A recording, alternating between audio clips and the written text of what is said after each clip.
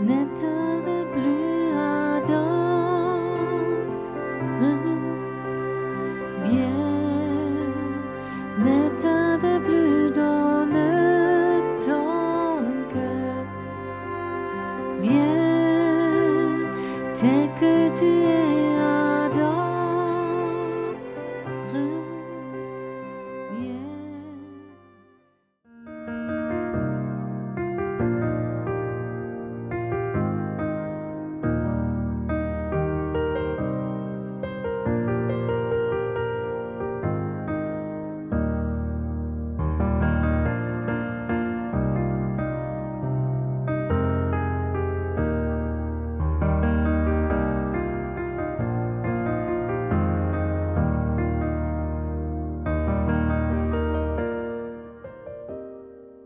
Heute Abend möchte ich über ein Thema sprechen. Ce soir, j'aimerais vous parler d'un sujet. Vielleicht ist es die stärkste Waffe, wie Gott uns gegeben Peut-être c'est l'arme la plus puissante que Dieu nous ait donnée. Est-ce que Dieu nous a donné des armes? hat, sie benutzen. Mais il faut que nous apprenions à les utiliser. Imagine, maintenant je donne une Kalachnikov à quelqu'un ici et tu ne l'as jamais utilisée et tu t'amuserais ici dans la salle. Je crois que Dieu voudrait nous donner des armes, ça va devenir de plus en plus fort, mais il veut qu'on les apprenne à les utiliser. Je crois que ça c'est important. Die stärkste Waffe vom Teufel L'arme la plus puissante du diable, c'est le mensonge. C'est juste ça, la Bible dit. Le diable est le père du mensonge. Et le mensonge est quelque chose de très fort qui peut lier les personnes, qui peut emmener les gens en enfer. Je me suis rappelé ce soir, imagine, dans la ville où tu habites, tu te promènes dans la zone piétonne et tu demandes les personnes, les non-croyants, qu'est-ce que tu penses des chrétiens qui vont à l'église? Décris-les. Pas les chrétiens, tu demandes les incroyants. Qu'est-ce qu'ils racontent? C'est des religieux et c'est des gens dépressifs. haben keine Freude am Leben, Ils n'ont pas de joie à la vie. noch diese Kollekte, die vorbeigehen. Toujours ces collectes qui passent là. Was sind das für Bilder, die wir haben? Qu'est-ce que c'est comme image que nous avons des chrétiens? Tu comprends ça? Et imagine maintenant si ces mensonges n'étaient pas là et la vérité était là. Et tu ferais une interview dans les rues. Comment tu décris les chrétiens? Ce sont des gens honnêtes, ils s'aiment entre eux, ils peuvent pardonner, ils sont bénis de Dieu, ils reçoivent des miracles, ils sont guéris, ils ont la faveur de Dieu. Imagine si quelqu'un dirait ça. Tu demanderais alors, mais pourquoi tu viens pas avec? En Allemagne, en Suisse, en Europe, de notre intelligence, on ne peut pas comprendre. On est dans un pays chrétien, un endroit chrétien, et c'est tellement difficile d'emmener les gens non-croyants à l'église. Pourquoi? Il vient avec toi partout, théâtre, cinéma, partout, mais pas avec l'église, à cause des mensonges. Le diable a menti aux personnes, tu comprends ça? Il n'y a pas de Dieu, il n'y a pas ceci, pas cela. Et les mensonges lient les personnes et les rend aveugles. Et maintenant, nous avons la vérité. Dieu est la vérité. Dieu est la lumière. Et nous avons des vérités. Et maintenant, cet exemple, qu'est-ce qui est plus fort? Les ténèbres ou la lumière? La lumière.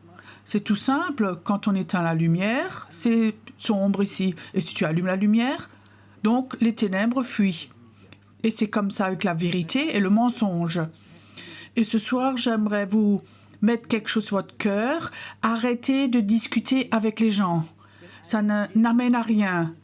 Si quelqu'un va contre Jésus, contre l'Église, contre les chrétiens, arrête de discuter et arrête de vouloir convertir les personnes. Tu comprends ça?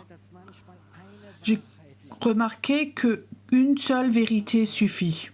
Une seule vérité a la capacité, si elle est ointe, je voudrais parler de cela, de détruire les mensonges dans les personnes, de détruire les mensonges. Et je crois que c'est important que nous apprenions pas donner plein de vérités comme avec Kalachnikov, ça va servir à rien. Une vérité suffit. Une seule parole de connaissance. Je vous raconte un exemple. À Mannheim, nous avions un culte de guérison. Au début, nous faisions ça dans un restaurant, un hôtel, pas dans une église, pour que les gens n'aient pas peur de venir. Et donc, nous avons distribué des prospectus dans toute la ville de notre culte de guérison. Et au début, c'était très difficile. C'était une terre très sèche. Et je me rappelle encore, nous avions loué un restaurant.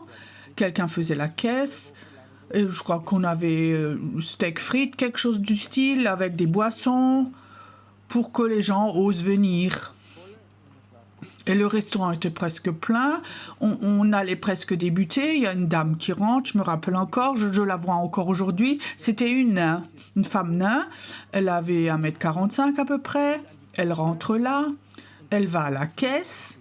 Et tout de suite, elle commence à gronder, à s'énerver. Comment est-ce qu'on peut demander des sous? Les chrétiens demandent des sous pour cela.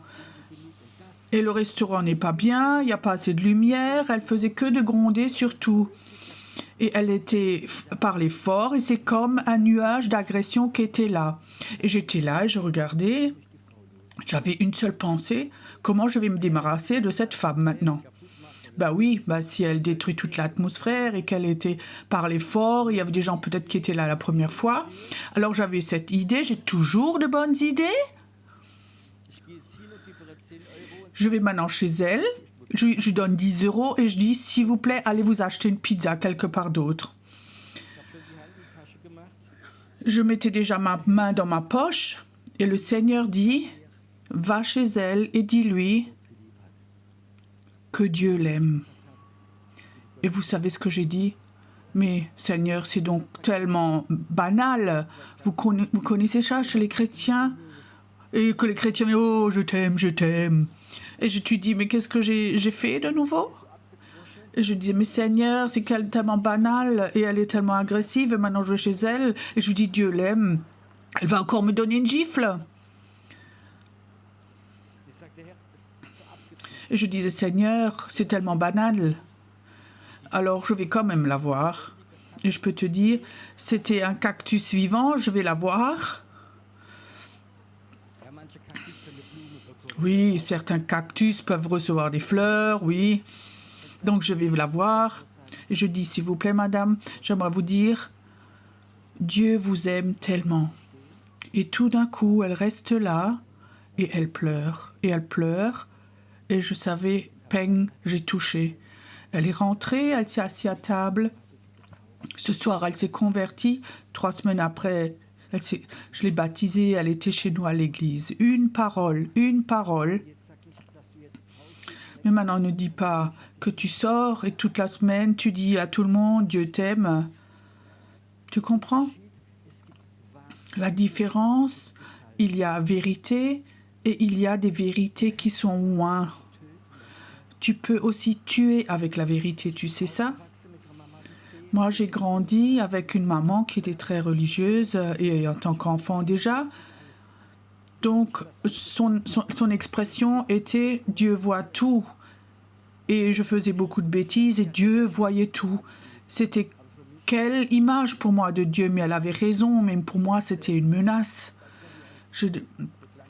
Tu sais, quand ma petite sœur, elle m'énervait beaucoup, donc je la pinçais comme ça sous la table pour que Dieu ne le voie pas, tu sais. Et bien sûr, elle crie tout de suite, et la mère vient.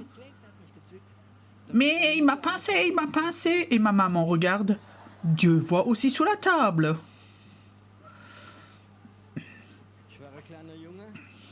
J'étais un petit garçon. Comment j'aurais pu décrire Dieu? Une grande personne avec un grand œil en haut qui voit tout. C'était une vérité, mais pas loin, mais avec la religiosité. Ça veut dire des vérités doivent être loin. Ça veut dire que le Saint-Esprit vient sur tes vérités et si tu exprimes une vérité avec un marteau, tu peux tuer. Tu sais que tu peux tuer avec la Bible. Moi, j'ai déjà tué quelqu'un avec la Bible. Il y a plusieurs années à la maison, On habitait ailleurs, c'était une belle maison et la maison n'était pas bien isolée. Il faisait plus de 30 degrés. Au premier étage, je ne pouvais plus dormir alors. Et en bas dans la cave, il y avait une petite pièce. On avait aussi des groupes de maisons là en bas. Il y avait juste une petite lampe. Et je disais à ma femme, quand il faisait chaud, je prends le matelas, je descends à la cave. Et je suis descendue là pour dormir. J'étais donc le soir dans la cave, c'était 11h, je lisais encore ma Bible avant de dormir. Et tout d'un coup, il y a une souris qui passe devant moi. Et j'avais comme ça ce réflexe, j'ai pris la Bible, pan, tout de suite morte.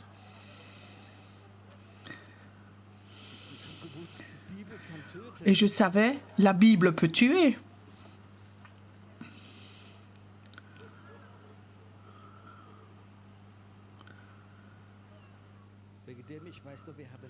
À cause de cela, je sais, nous avons une arme très puissante, c'est la vérité, tu comprends?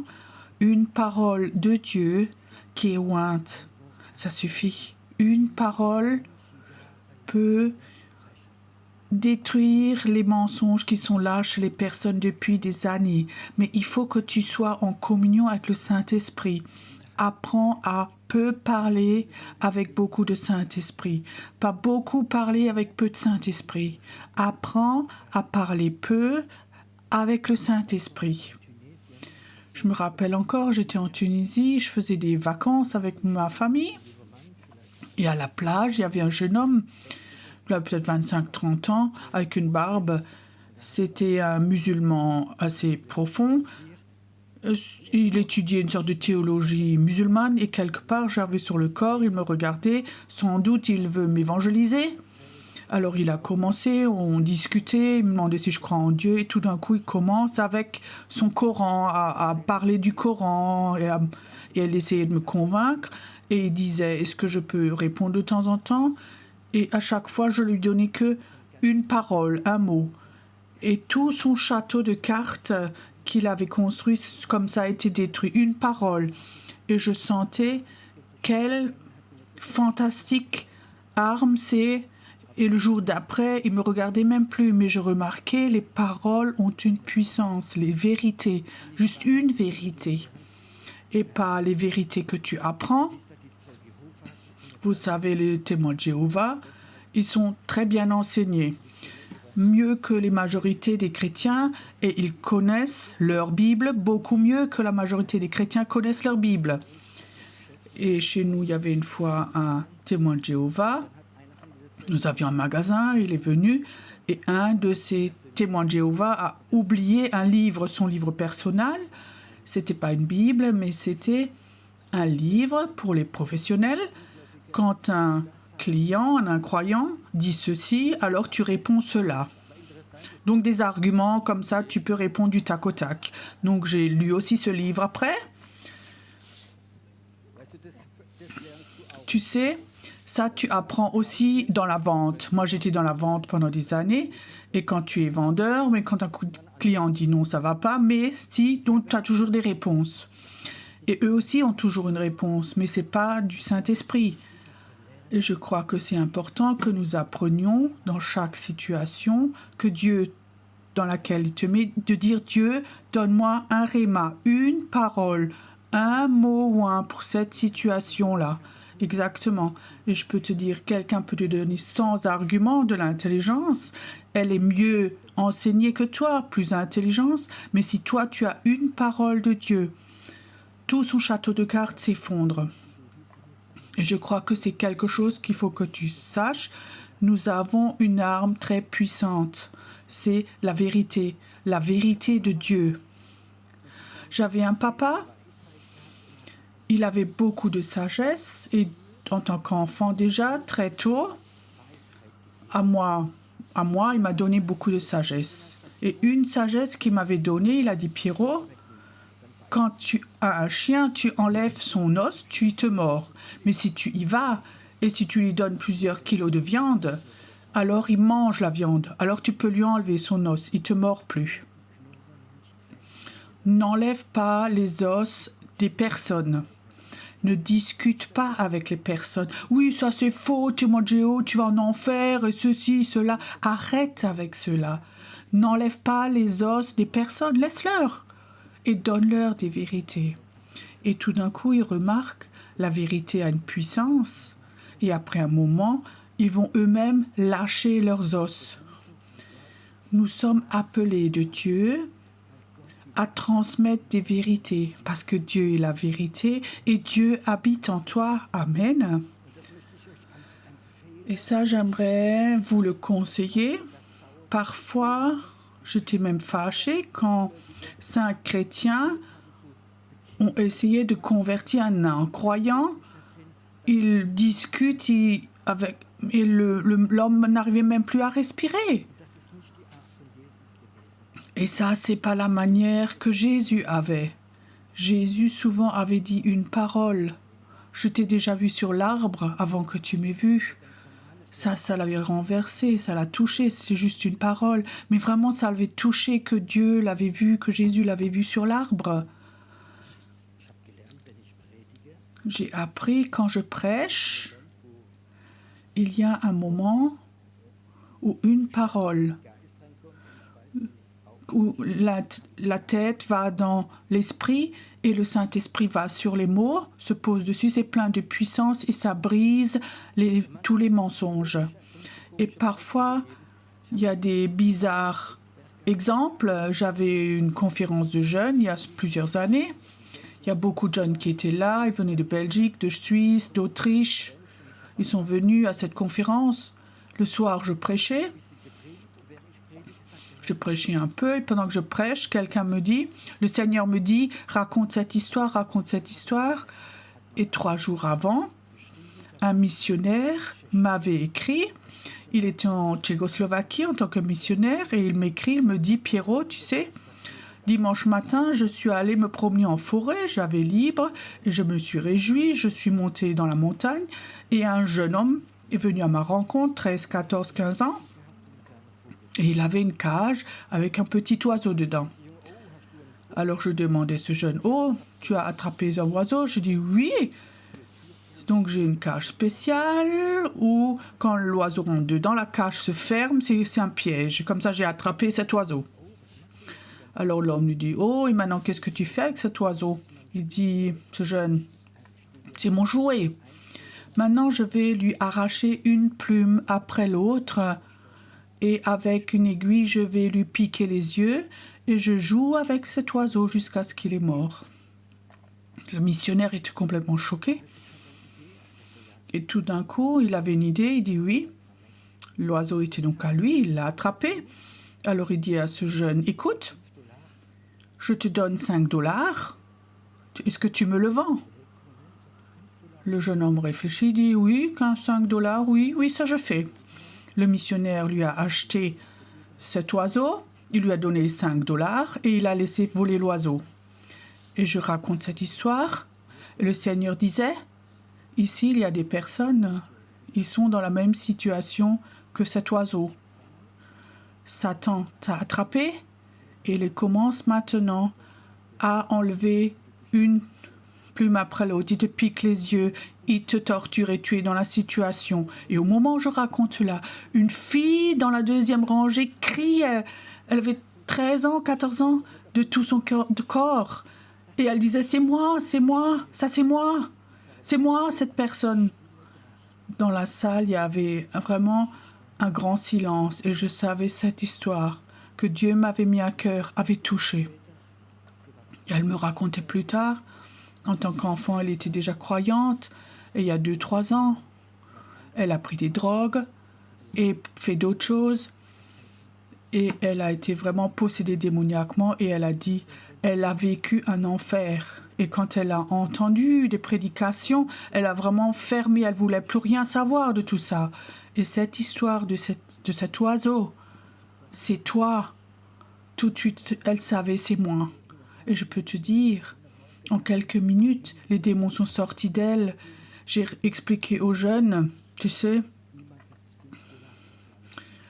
personne ne va payer $5, mais Jésus a donné sa vie pour te sortir de cette cage et pour te laisser voler. Quand cette fille est venue devant et a courtement raconté, les démons sont sortis. Je crois que 30 jeunes se sont convertis alors. parce qu'ils sont allés dans les drogues et dans la sexualité, plein de choses. Ils avaient eu des cauchemars, ils ont vécu des choses terribles, ils ont été menacés, une mauvaise conscience. Et ce jour-là, ils ont été délivrés, les jeunes. Une histoire, pas une prédication, une histoire. Les prédications, on en a beaucoup entendu déjà. Et beaucoup de vérité aussi. Mais si la vérité n'est pas ointe, s'il n'y a pas un rhéma de Dieu, c'est sans puissance. Et je crois que nous rentrons dans un temps où Dieu voudrait que nous déballions nos vérités. N'enlève pas les os, ne discute pas avec les personnes. Si les gens ont une opinion et disent je crois pas en Dieu, il dit mais c'est pas un problème, moi je crois en Dieu, il me bénit tellement, il m'aime, je suis heureux avec ça. Est-ce que ça se peut que cette personne fait peigne, la touche, pas discuter, mais juste une vérité? Je crois que c'est important, une vérité. Je suis père de 4 enfants et j'ai une fille. Elle est là, mais je peux quand même la raconter. Tu sais, quand les enfants sont dans l'adolescence, 13, 14, 15 ans, c'est un temps difficile pour eux. Tu sais pourquoi? Parce que Satan commence avec des mensonges. Et je sentais, elle n'allait pas bien. Et j'ai prié Dieu, pourquoi? Et le Seigneur dit, parce qu'elle croit que tu ne l'aimes pas. Et beaucoup de teenagers ont ce problème qui pensent ne pas être aimés. Et de temps en temps, je parlais avec elle et je lui ai dit que je l'aime autant que les frères et sœurs, autant que le petit frère, que je l'aime. Mais parfois, ça ne suffit pas. Et je me rappelle une fois, un jour, on avait le temps, et après le repas, j'avais comme ça une idée. Je dis, Sarah, viens, on va sur le balcon. Alors j'ai commencé à dire, Sarah, tu sais donc que je t'aime, autant que les autres. Non. Non, non, non, non, non, non. Elle ne pouvait pas croire et tout et tout. Oui, mais... J'ai dit, écoute, ça c'est pas juste, je t'aime autant de tout mon corps. Oui, mais non, tu discutes pas. Je t'aime, je t'aime, je t'aime, je t'aime. Et à un moment, je sentais, maintenant c'est rentré, maintenant ça a touché. C'est rentré. Après, je suis sortie. Je suis allée dans ma chambre de nouveau. Et alors la mère, tu sais, quand les mères voient le papa parle tout seul avec l'enfant et ils veulent pas voir les mamans avec, qu'est-ce que ça pourrait être, ça? Alors elle a attendu au salon jusqu'à ce qu'elle sorte, Sarah. Oui, qu'est-ce qu'il y avait donc? Sarah dit, c'était enfin une fois une bonne discussion.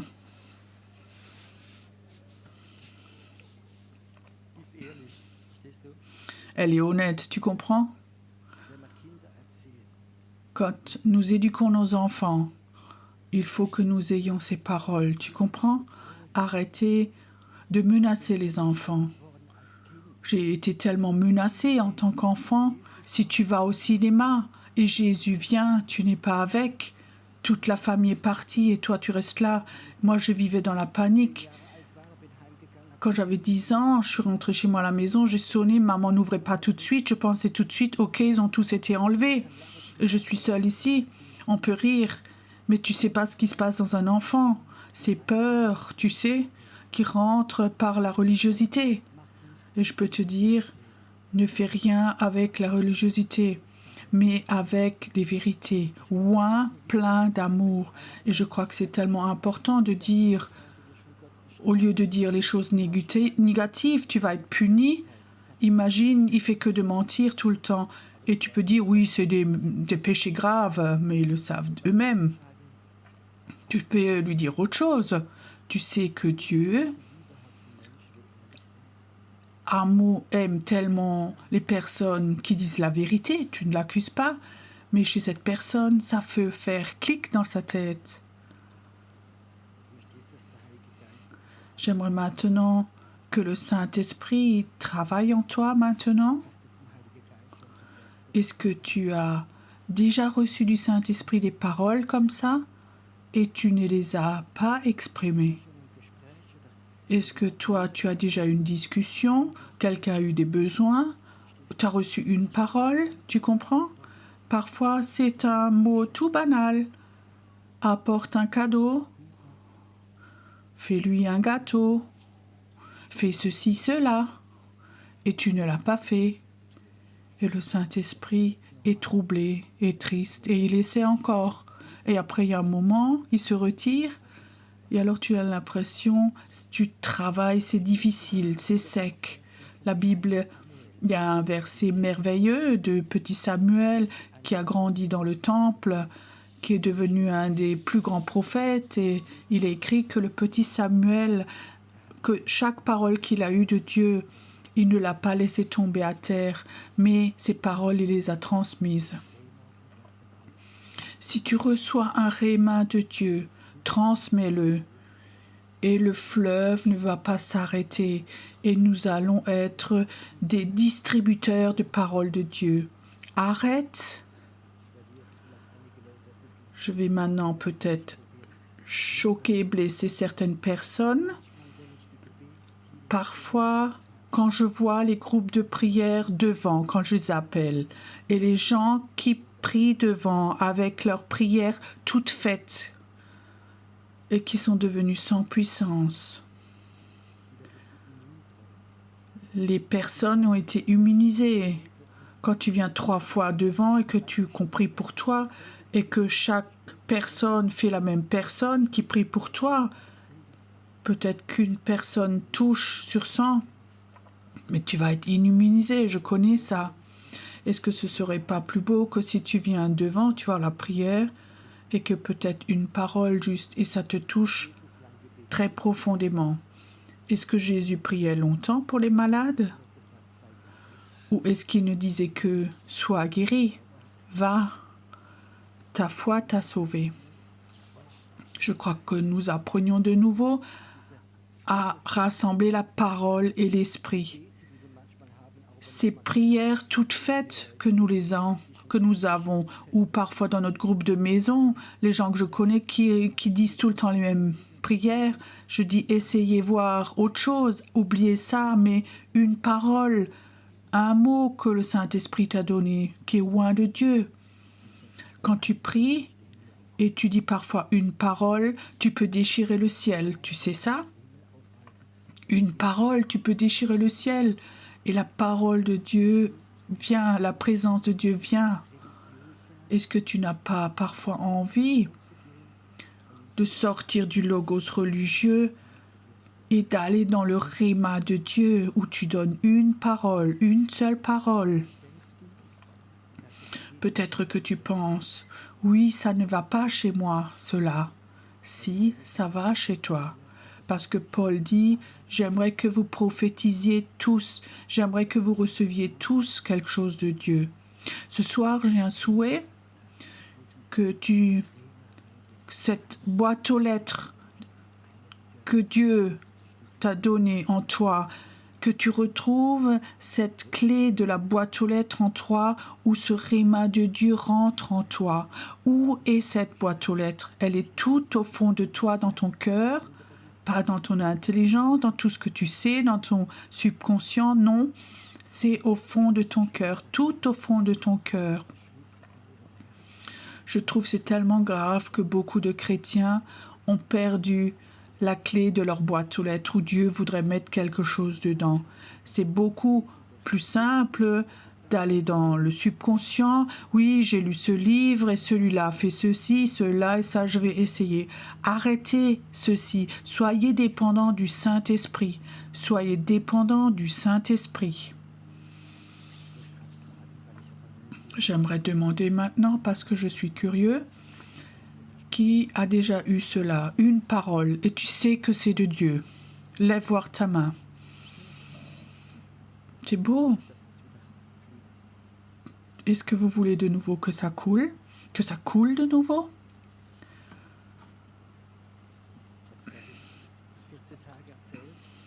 Il y a 2 semaines, j'ai juste raconté. J'étais une fois chez notre comptable, Lydia. Alors je vais dans l'ascenseur. Il y a un autre homme qui rentre dans l'ascenseur. Il avait entre 60 et 70 ans. Et il avait comme ça un signe sur lui de la Légion étrangère. Souvent, c'est des personnes très dures, tatouées, avec des tatouages. Ils parlent souvent français aussi.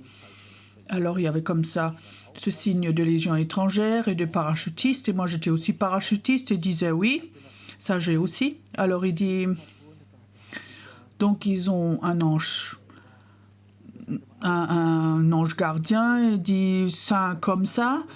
Alors, il me demande aussi, alors il dit non, moi j'en ai un autre, moi j'ai Jésus. Moi j'ai Jésus en tant que protection, comme ange gardien. Moi je peux te dire, les légions étrangères, il était là et ça fait comme si je fais pan. Et il était là, il sort de l'ascenseur avec moi et alors il me raconte, il y a 40 ans, il a eu l'appel, il faut qu'il soit prêtre catholique. Il s'était déjà inscrit, ses parents l'avaient voulu, qu'il a été paniqué. Et pendant 30 ans, il est allé dans la Légion étrangère. Il a fui pendant 30 ans dans la Légion étrangère. Il était en Chine, à Djibouti, partout. Il a vécu des temps difficiles parce qu'il a fui devant Dieu. Et quand j'ai raconté que mon ange gardien, c'est Jésus-Christ, c'est comme si quelque chose l'avait touché, j'ai remarqué. Alors il me raconte ça en sortant de l'ascenseur et je savais, Jésus l'appelle encore une fois. Et l'attend dans le couloir, j'ai prié pour lui, il a donné sa vie à Jésus. Et moi j'avais oublié cette histoire. 5 ans après, le dimanche il vient à l'église, il avait une immense Bible sous son bras. Est-ce que tu me connais encore? Je lui dis non. Mais je suis donc celui du Légion étrangère, celui de l'ascenseur. Quand tu as prié pour moi, j'ai dit, ah oui. Il dit, je suis pasteur.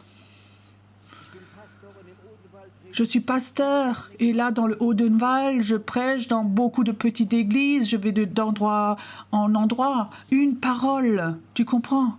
Une parole dans l'ascenseur qui a touché. Et je crois qu'il faut qu'on revienne de nouveau à tout cela, à une parole qui va contre les mensonges.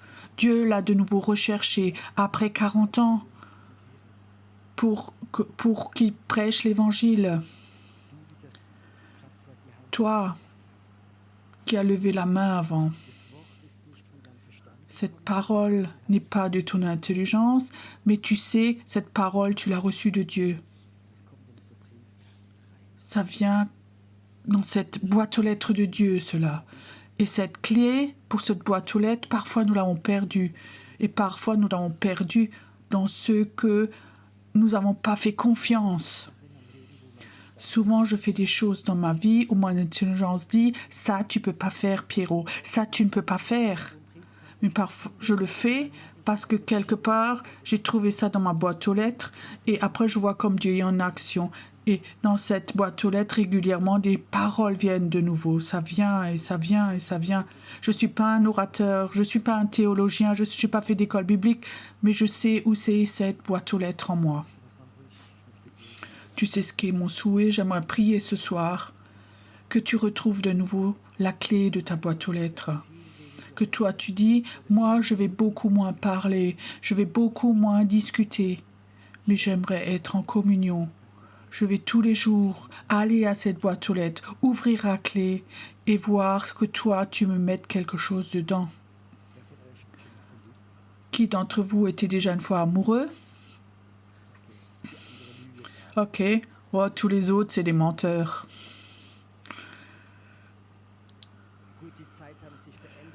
Ok, les temps ont changé, mais à mon temps, quand on était amoureux, on écrivait encore des lettres. Imagine, tu étais amoureux et tu as toujours écrit quelque chose et le jour d'après, la réponse qui vient, t'aimais bien aller à la boîte aux lettres? Oui, j'ai reçu une réponse, oui, elle m'a écrit, waouh, c'est merveilleux. Si tu avais de nouveau cet amour avec Jésus, est-ce qu'aujourd'hui tu as un message, tu as une parole pour moi que tu peux me donner, que je peux utiliser, que j'aimerais transmettre, que je peux transmettre? Ou quand tu pries pour quelqu'un, quand tu pries profondément pour quelqu'un, que tu as une parole pour quelqu'un et que tu as cette sagesse de t'apporter cette parole à cette personne. Et je crois qu'il faut qu'on revienne de nouveau dans cet état d'amour avec Jésus où on trouve ces paroles. J'aimerais dire pour moi tout personnellement, Quand j'ai pas plus de réma dans ma vie, ce serait très ennuyeux pour moi. Pour moi, prêcher ou être pasteur, ce serait ennuyeux si j'ai pas un réma de Dieu, si je ne vois pas cette boîte aux lettres, que j'ai ces paroles de Dieu. Je ne serais pas là debout devant. Souvent, quand je rentre dans la salle, j'ai aucune notion, mais je sais, la boîte aux lettres est là et Dieu va mettre quelque chose dedans. Je me réjouirais ce soir, s'il y avait plus des personnes ici ce soir, si vous tournez le bouton ce soir, tout ce savoir que j'ai, ces centaines de livres que j'ai lus de celui-cela, j'aimerais que tout ça le mettre de côté et j'aimerais de toi de nouveau recevoir, de toi tout seul, de recevoir de toi tout seul, Jésus. C'est tellement beau, parfois, de recevoir une parole de Dieu et c'est de la dynamite. Et il y a comme une explosion qui se passe. Il y a une personne, peut-être que certains connaissent, Gabrielle Trinkley. C'est une femme. Elle était née dans une famille de sorcières. À 10 ans, elle racontait qu'elle pouvait déjà voler dans l'appartement avec un balai. Et elle a trouvé Jésus et elle a appris ces paroles de Jésus à les mettre en action. Et alors elle raconte, elle était à une conférence à prêcher. Et pendant la prédication, Dieu lui a dit, va là derrière, dans la dernière rangée. Tu vois cet homme là derrière avec ses lunettes sombres. Va chez lui. Et alors elle y est allée chez lui. Et le Seigneur dit, embrasse-lui les yeux. Alors elle l'a dit à l'homme. L'homme a enlevé les lunettes et elle a dit, j'ai vu quelque chose de terrible, tout était plein de pus, il n'y avait qu'encore des trous. Et elle est là, et elle a dit, est-ce que je peux embrasser vos yeux? Et elle a embrassé les deux yeux, et sur le coup, cet homme pouvait de nouveau voir. 20 ans, il était complètement aveugle. Mais elle voulait savoir pourquoi. Et 2 jours après, je crois, elle l'a rencontré. Alors il a raconté. Elle demandait comment est-ce que tu es devenu aveugle. Il dit, tu sais, je ne suis pas né aveugle. Je travaillais en tant que chimiste dans un laboratoire. Et alors je me suis disputée avec un collègue. Et il était tellement colérique qu'il a pris des acides et m'a jeté ça aux yeux par haine. Et Dieu a dit, je n'aurais jamais pu guérir parce que la haine a détruit ses yeux, que l'amour pouvait guérir. Ça, c'est un réma de Dieu. Ça, c'est une parole de Dieu. Dieu nous demande parfois des petites choses. Fais ces petites choses. Et ta boîte aux lettres deviendra de plus en plus grande. Je peux te dire, au ciel, Dieu a préparé des millions de miracles pour nous. Des choses surnaturelles. Mais ils ne peuvent pas venir dans notre religiosité. Ils vont venir si nous sommes obéissants au Saint-Esprit. Est-ce que tu as soif de cela? Est-ce que tu as ce désir que la puissance surnaturelle soit mise en action en toi parce que tu reçois des paroles de vérité en toi? J'aimerais prier maintenant. J'aimerais prier que le Saint-Esprit te donne ce désir d'ouvrir de nouveau ta boîte aux lettres où il y a des déceptions dedans, où tu n'osais plus à regarder là-dedans. Le Seigneur dit, j'aimerais tout effacer, et j'aimerais recommencer de façon toute nouvelle une histoire d'amour avec toi, où tu me fais confiance. J'aimerais te donner des paroles qui libèrent le surnaturel, où les miracles de Dieu vont être libérés, où toi tu comptais sur ton savoir religion, et fais comme Paul dit, moi je l'ai méprisé comme de la saleté. Je veux me remettre ma confiance dans la vérité, recevoir des paroles de Dieu, des armes ointes de Dieu, des vérités, des vérités, des vérités, des vérités.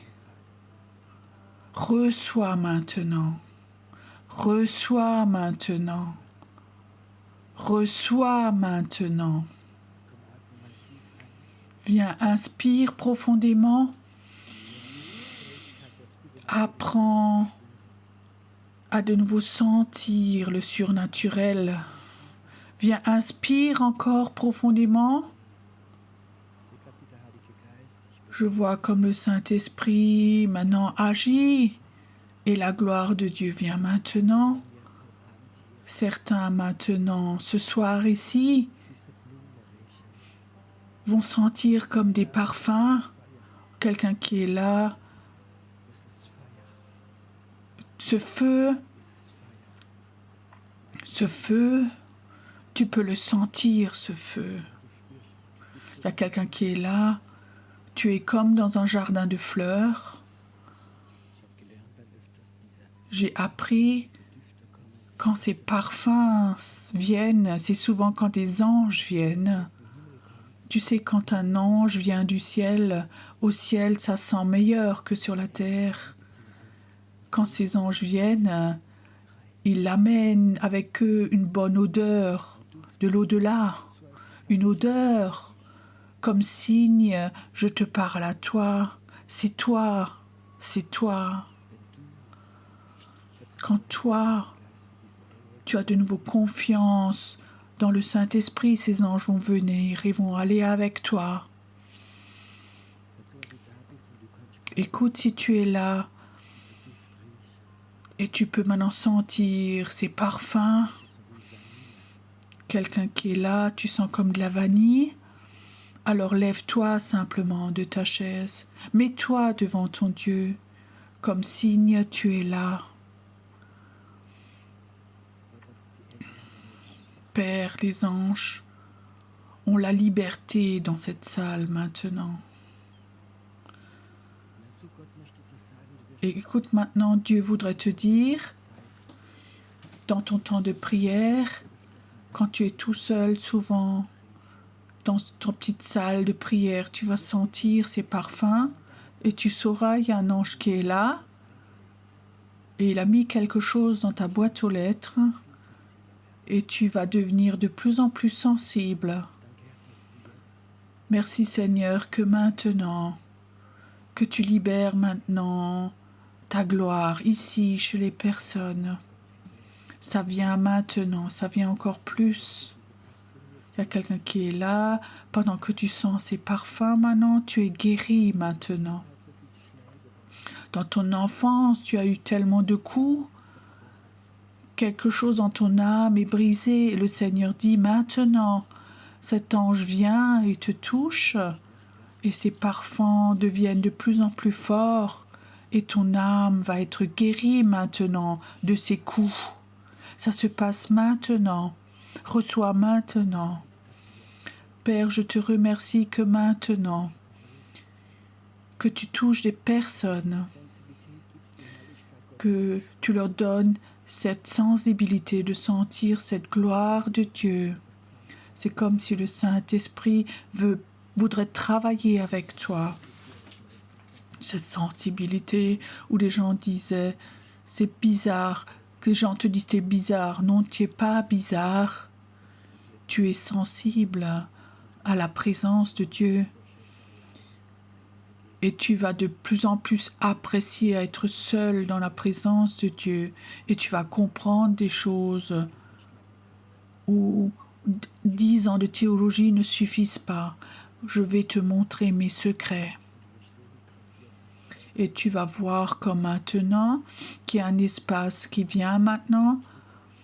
Et ces attaques, ces oppressions maintenant, tu vas plus les sentir, ça va être très loin. Le Seigneur dit, tu es à moi maintenant, tu es à mes yeux comme un crayon. Et il y a des jours où je mets ma main sur toi et tu vas écrire. Tu vas écrire. Ça se passe maintenant. Et le temps de la tristesse va s'arrêter, dit le Seigneur. C'est fini. La joie va revenir. fortement maintenant dans ta vie. Merci Seigneur que tu guides des personnes aussi, que tu les guéris ici maintenant. Il y a quelqu'un qui est là en tant qu'enfant. Tu devais être grande sœur. Il fallait remplacer la maman, il fallait tout faire et tu portais un rucksack comme un rucksack. Et ça a vraiment enlevé, bouffé ton enfance. Et tu as toujours encore cette tendance à vouloir porter. Et le Seigneur dit, pose ce sac à dos. Il ne faut pas le porter. Je vais te donner un nouveau sac à dos, il va être léger. Et tu vas ramener des messages aux personnes. Tu vas être messager de ma parole. C'est le temps maintenant de la libération. Merci Seigneur. Il y a un ange qui est là maintenant.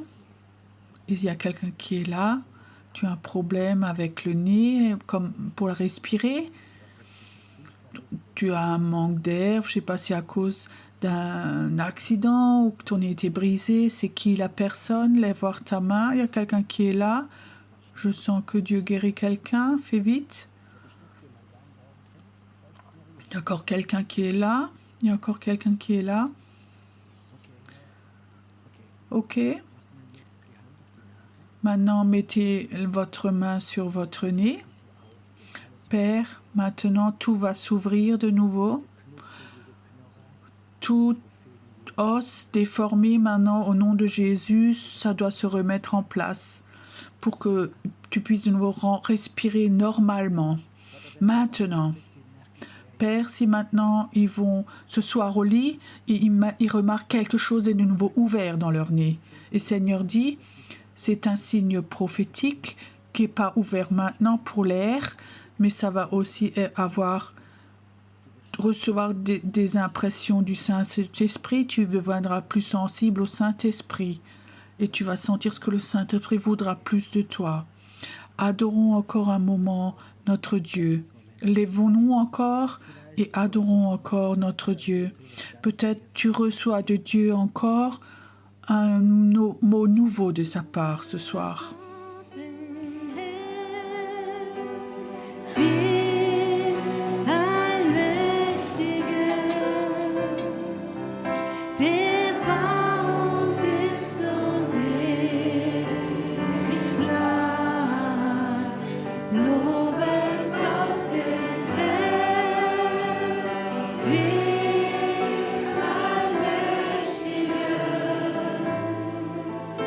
Der herrscht in Ewigkeit.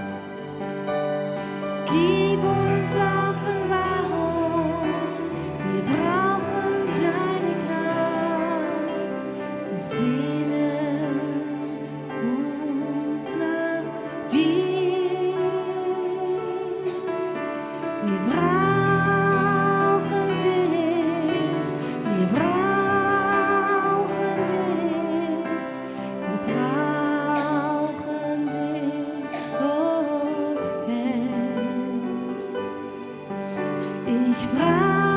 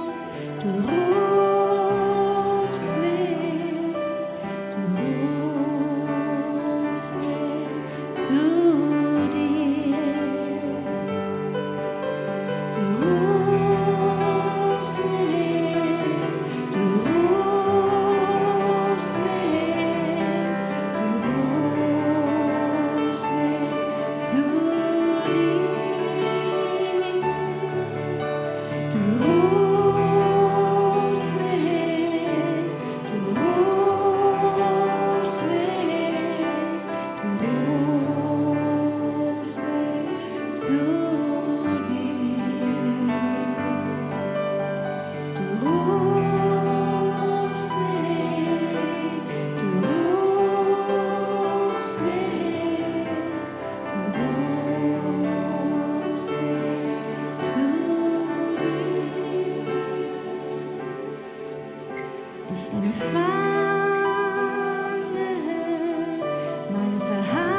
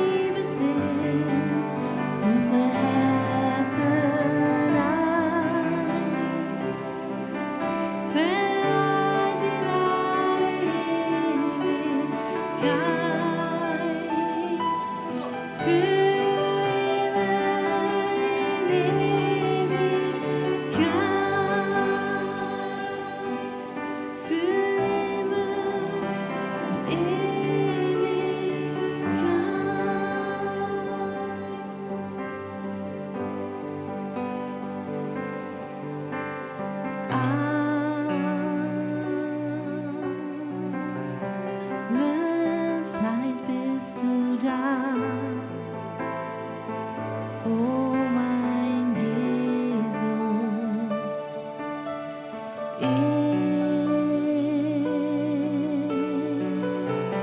Immer bist du da, auch in meinem Todestag. Dort gibst du mir deine Hand.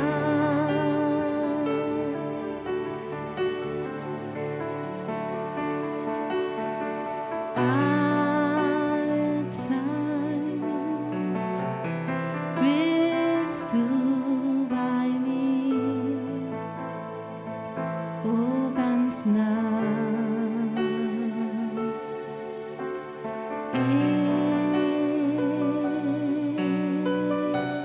Immer bist du da, auch in meinem Todestag. Deine Herrlichkeit.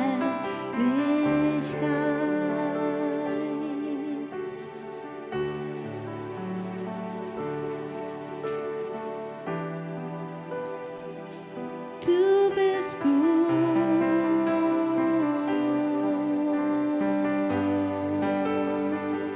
du bist gut,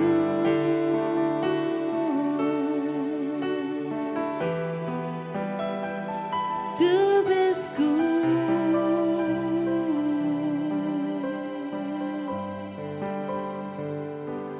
zu mir.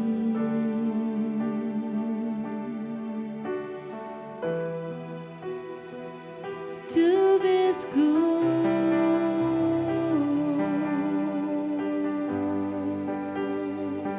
du bist gut,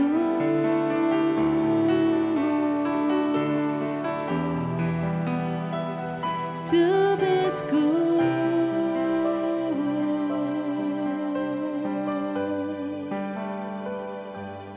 zu mir.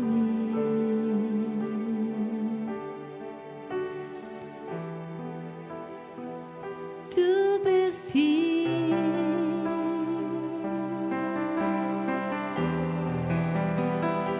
du bist hier,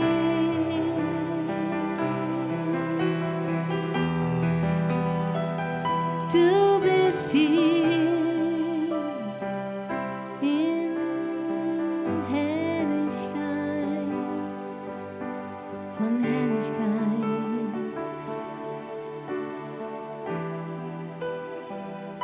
Du bist hier, schaust auf dein Volk und schaust auf dein Volk.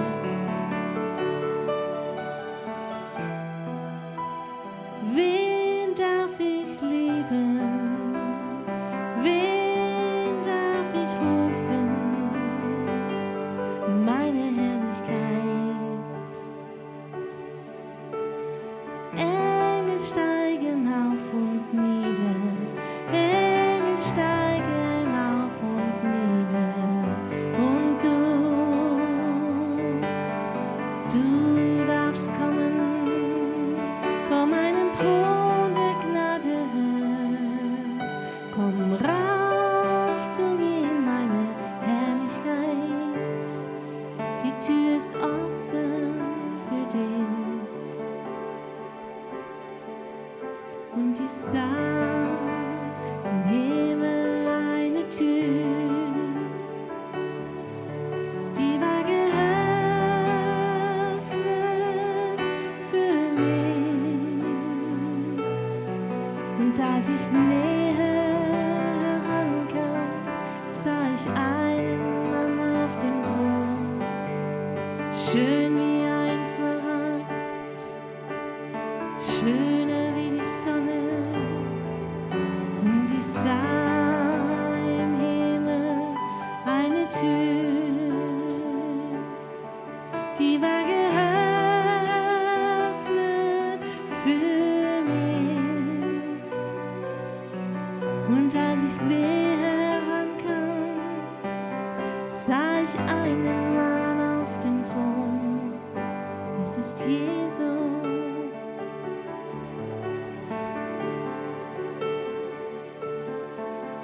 Und ich sah im Himmel eine Tür, die war geöffnet für mich. Und als ich näher rankam, sah ich einen Mann auf dem Thron, schön wie ein Smaragd, schön wie ein Edelstein. Und es ist Jesus.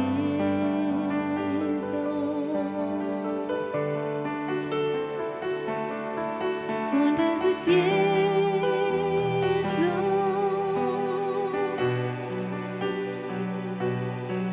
Und es ist Jesus.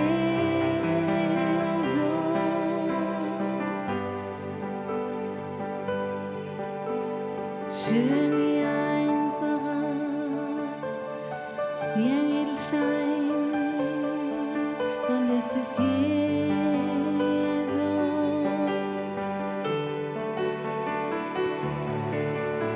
Der Löwe aus dem Stamme Juda, er steht bereit für dich, mit seinen Heerscharen. Er kommt zu uns.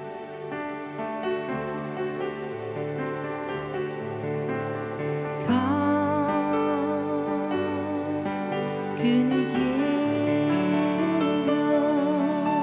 wir warten auf dich.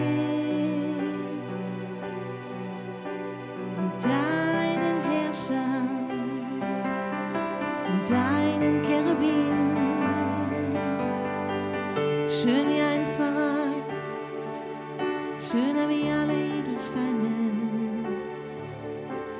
Sah im Himmel eine Tür, die war geöffnet für mich. Und als ich näher herankam, sah ich einen Mann auf dem Thron. Es ist Jesus. Es ist Jesus.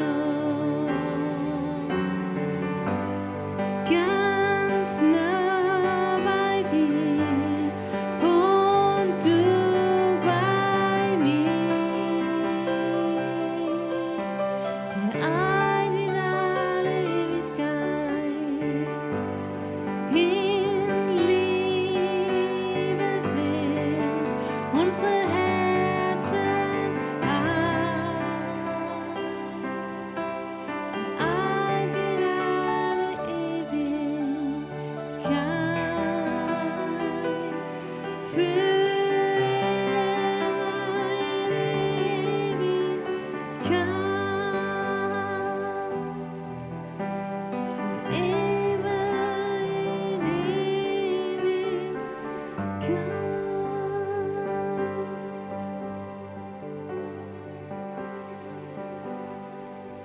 Und du gehst mir entgegen auf goldenen Straßen, kann ich dich sehen. Und du kommst immer näher, schön wie ein Smaragd, schön wie ein Edelstein. Und jetzt bist du ganz nah bei mir. nimmst meine Hand und ich folge dir, zeigst mir deinen Himmel, du zeigst mir deinen Himmel, schön in all seiner Pracht.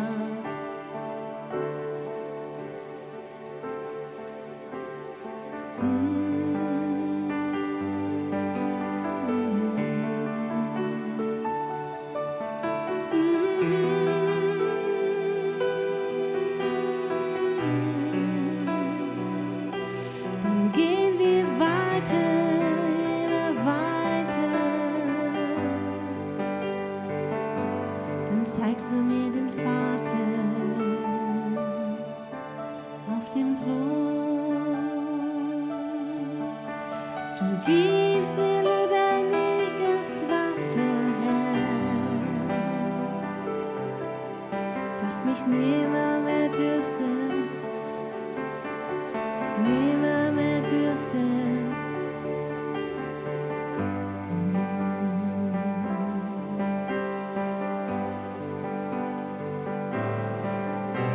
Du zeigst mir den Vater,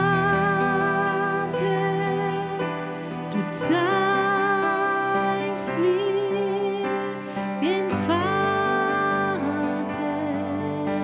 du zeigst mir den Vater aller Väter.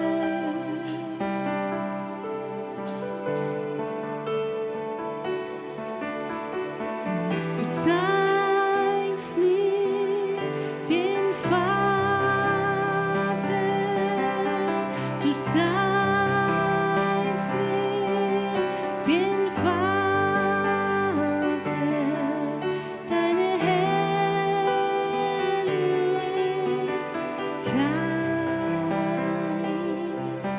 deine Herrlichkeit.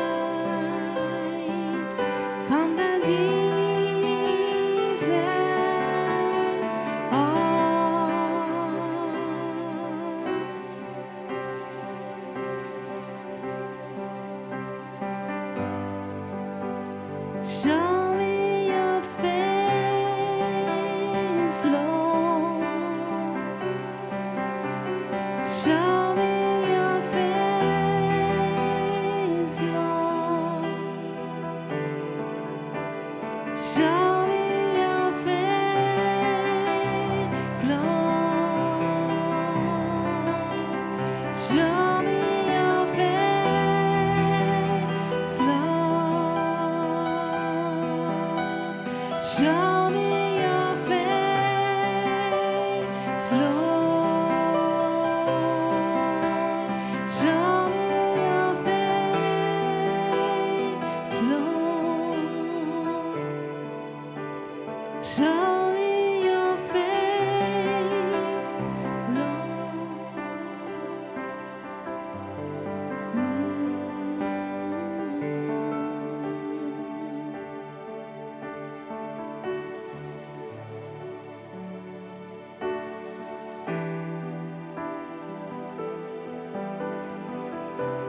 Ich brauche dich.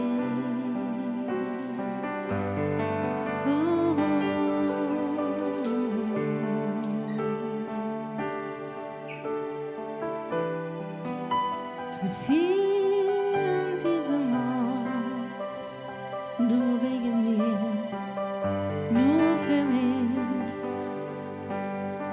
denn du liebst mich, oh du liebst mich, Herr, oh du liebst deine Kinder, du liebst, du liebst, du liebst, du liebst. Du liebst deine Kinder.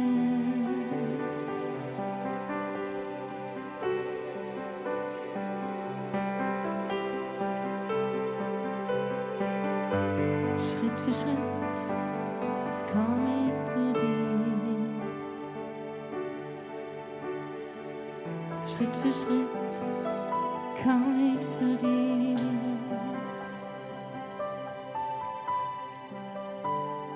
Hab keine Angst, hab keinen Scham mehr, hab kein Leid, keine Trauer mehr.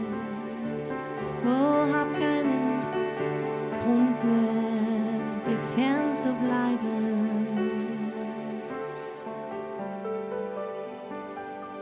Zeig mir dein Angesicht, damit ich später dich erkennen kann.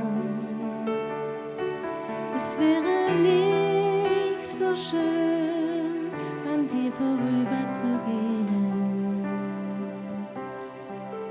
Ich möchte dich gleich finden, wenn ich zu dir komme, weil ich weiß, wo du stehst. Morgen am Abend in deinem Himmel. Es wäre nicht so schön, an dir vorüberzugehen, Herr, und dich zu suchen und nicht zu finden, nach dir zu rufen, und du antwortest nicht.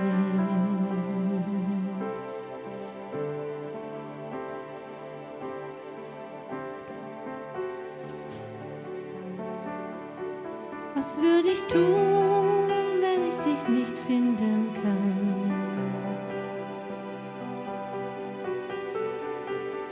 Wär immer getrennt von dir.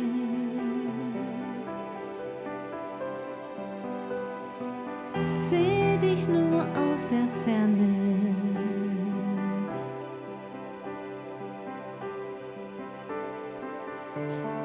Das willst du nicht für mich, deshalb liebst du mich.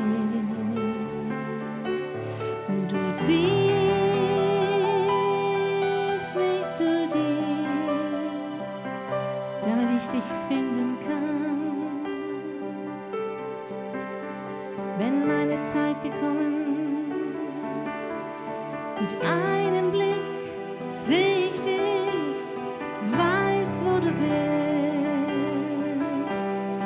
Mit einem Blick seh ich dich, weiß, wo du bist. Kenne deine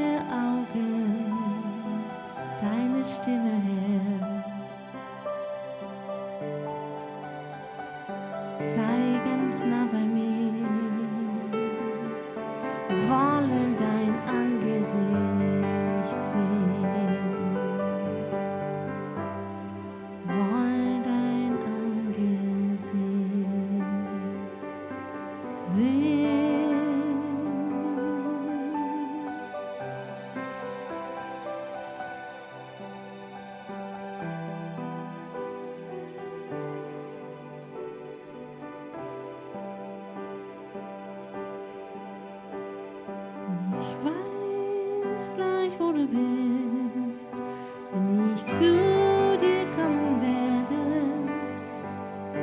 renne dir entgegen in deine Arme. Und du weißt noch, was ich heute zu dir sage, und morgen und gestern.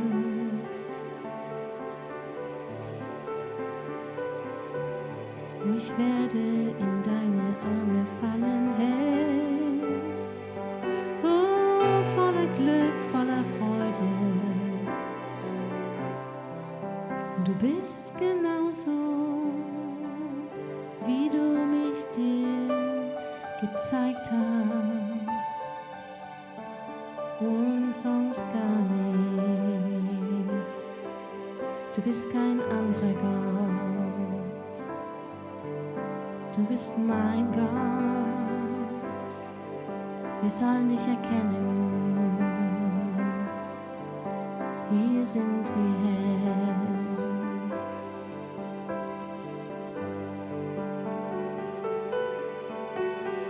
Wir wollen deine Fürbitte sein. Amen.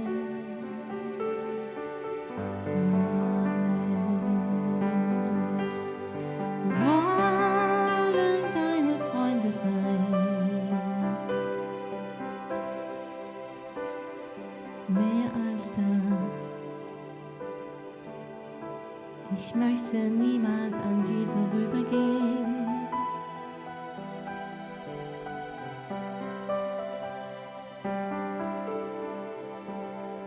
Deshalb halte ich dich fest auf Erden, bis ich dich einmal sehen kann.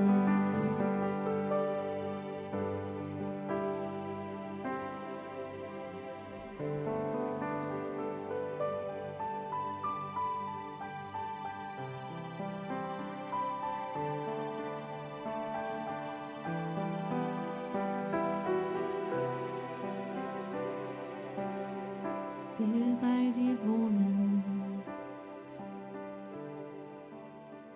mächtiger Gott.